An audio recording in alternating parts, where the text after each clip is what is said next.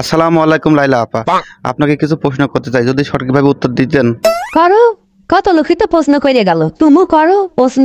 আপনি মামুনকে এত পছন্দ করতেন, এত ভালোবাসতেন, না সেই মামুনকে কি না আপনি জেল হাজতে দিলেন? কারণটা কি? আমি একটা অসহায় অবলা পিরানি একলা বাড়ি থাকি।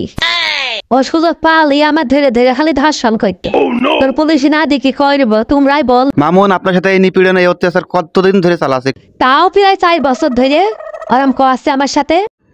তাহলে এতদিন কাউকে কিছু জানাননি কেন, বা পুলিশকেই বলেননি কেন? তখন আমারও ভাল থাকতো, আমিও মজা পাতাম, এই জন্য কারো কিছু বলতাম না। তাহলে কি আপনি মজা এখন পান না বলে মামুনকে পুলিশে দিয়েছেন? মজা পাবো কি করে? সে তো আর আমার এখন ধর্ষণই আর করে না, ধর্ষণ করতে তো চাই না, আমি মজাটা পাবো কি করে? এই জন্য তো ওর পুলিশে দিয়েছি।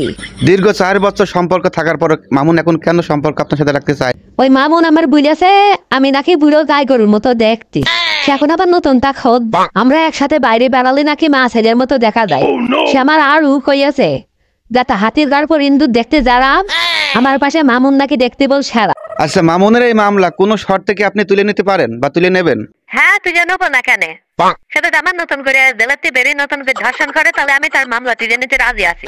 আর সেটা যদি তাও না পারে, আমার 4 বছরের ধর্ষণ কি 90 লাখ টাকা দিতে হবে, তাহলে আমি এই মামলা তুলে নেবো, না হলে জেলে পয়সা মরতে হবে।